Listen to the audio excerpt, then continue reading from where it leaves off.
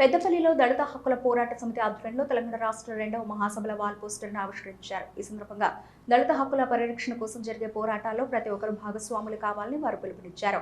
వరంగల్లో జరగనున్న ఈ రాష్ట్ర స్థాయి మహాసభలకు దళిత సామాజిక వర్గాల వారు, హక్కుల పోరాట యోధులు పెద్ద సంఖ్యలో తరలివచ్చి విజయవంతం చేయాలని నేతలు కోరారు. మహాసభల ద్వారా దళిత సమస్యలను ప్రభుత్వం దృష్టికి తీసుకెళ్లడమే కాకుండా ఐక్యతను చాటాలని నేతలు స్పష్టం చేశారు.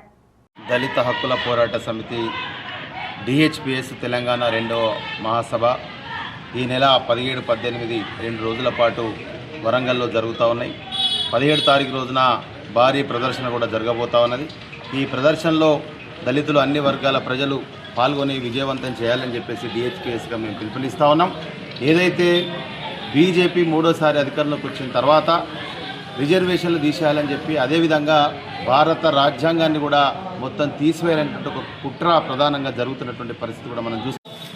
ఏప్రిల్ ఈ సంవత్సరం 2026 బడ్జెట్లో దళితులకు పోయిన సంవత్సరం 2025లో 40,000 కోట్లు బడ్జెట్ను ప్రవేశపెడితే ఈసారి 11,000 కోట్లు మాత్రమే బడ్జెట్ను ప్రవేశపెట్టింది.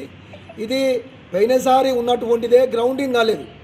ఎస్సీ కార్పొరేషను దానికి గ్రౌండింగ్ కాలేదు. అదే మాదిరిగా ఎస్సీ సప్లాన్ నిధులను కూడా దారి మళ్లిస్తూ ఉన్నారు.